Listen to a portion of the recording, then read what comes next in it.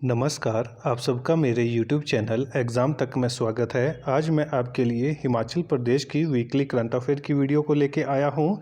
हिमाचल प्रदेश में हमारे पास जितने भी एग्ज़ाम होते हैं, HAS, allied service, PGT, TGT, TET, पटवारी, पुलिस, जितने भी एग्ज़ाम हिमाचल प्रदेश में होते हैं और उसमें जो हिमाचल प्रदेश करंट अफेयर पूछा जाता है तो वो गिरिराज पत्रिका से पूछा जाता है। और गिरिराज पत्रिका एक साप्ताहिक पत्रिका है, इसलिए मैं आपके लिए वीकली करंट अफेयर की वीडियो को लेके आता हूं और यहां से जितने ज़्यादा से ज़्यादा क्वेश्चन बन सकते हैं वो क्वेश्चन मैं आपके लिए यहां पर बनाने की कोशिश करता हूं। यदि किसी को मेरे क्वेश्चन में किसी प्रकार का कोई डाउट हो तो मेरी इंस्टाग्राम ID एग्जाम तक 9 या टेलीग्राम चैनल एग्जाम तक 9 आप ज्वाइन कर सकते हैं। तो चलिए आज की क्लास को शुरू करते हैं। हमारा पहला प्रश्न है, अनाथ बच्चों को कितने वर्षों के बाद हिमाचली प्रमाण पत्र मिलेगा? तो ये मोस्ट इम्पॉर्टेंट क्वेश्चन है। यहाँ पर मैं आपको बता देता हूँ कि अभी हिमाचल प्रदेश सरकार के द्वारा प्रावधान किया गया है कि जो हिमाचल प्रदेश में अनाथ बच्चे हैं उनको भी हिमाचली प्रमाण पत्र दिया जाएगा।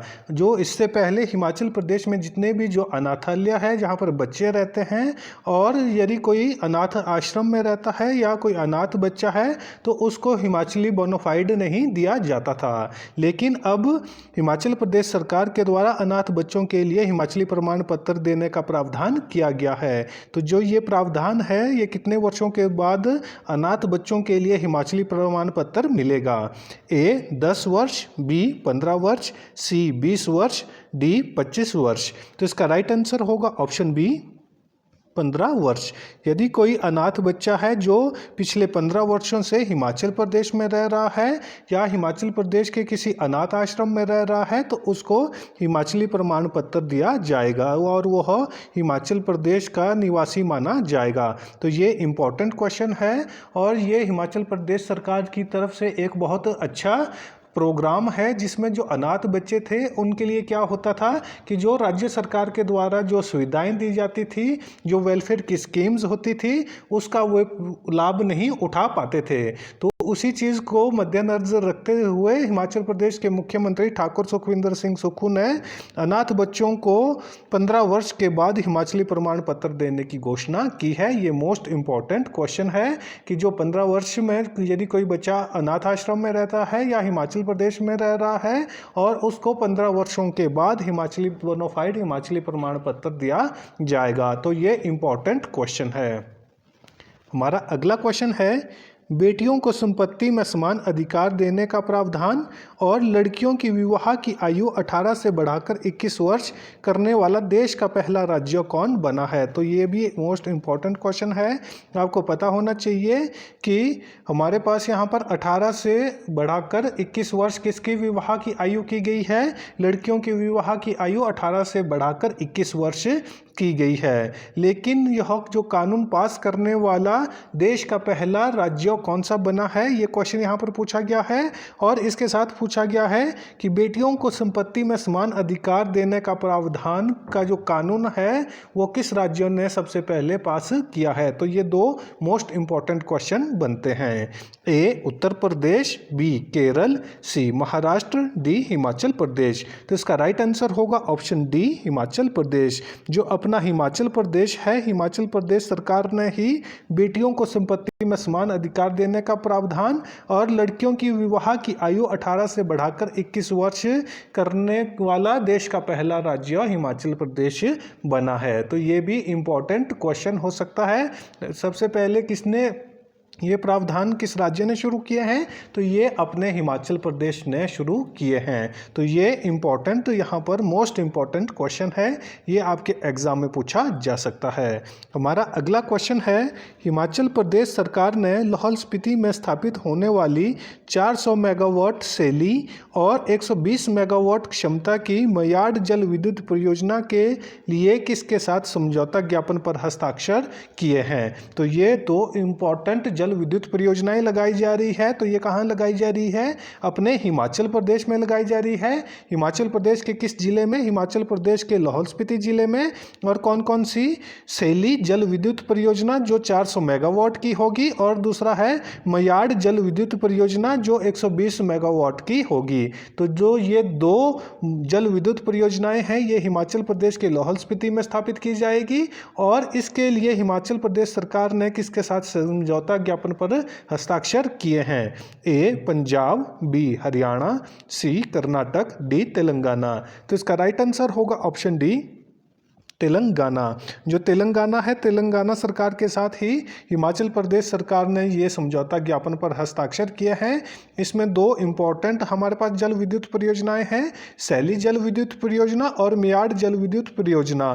तो एग्जाम में क्वेश्चन पूछा जा सकता है कि जो सैली जल विद्युत परियोजना है ये कहाँ पर स्थित है? तो ये लाहौल स्पीति में स्थित है, और कितने मेगावाट की है? 400 मेगावाट की है। जबकि जो मयाड़ जल विद्युत परियोजना है ये 120 मेगावाट की है। तो ये दो इम्पॉर्टेंट क्वेश्चन यहाँ से बन जाते हैं। ये क्वेश्चन भी आपके एग्जाम में पूछे जा सकते हैं। हमारा अगला क्वेश्चन है, भारत से बाहर पहला योग विश्वविद्यालय कहाँ स्थापित किया गया है? तो ये भी इम्पोर्टेंट क्वेश्चन है कि भारत से बाहर कहाँ पर पहला योग विश्वविद्यालय स्थापित किया गया है? ए पेरिस, बी लंदन, सी लॉस एंजलिस, डी जकार्ता। तो इसका राइट आंसर होगा ऑप्शन सी लॉस एंजलिस। जो लॉस एंजलिस है वहीं पर भारत से बाहर पहला योग विश्वविद्यालय स्थापित किया गया है। योग यूनिवर्सिटी कहाँ स्थापित की गई है भारत से बाहर पहली? तो वो की गई है लॉस एंजलिस में। और लॉस एंजलिस कहाँ पर है? तो लॉस एंजलिस यूएसए में है, यूनाइटेड स्टेट ऑफ अमेरिका में है।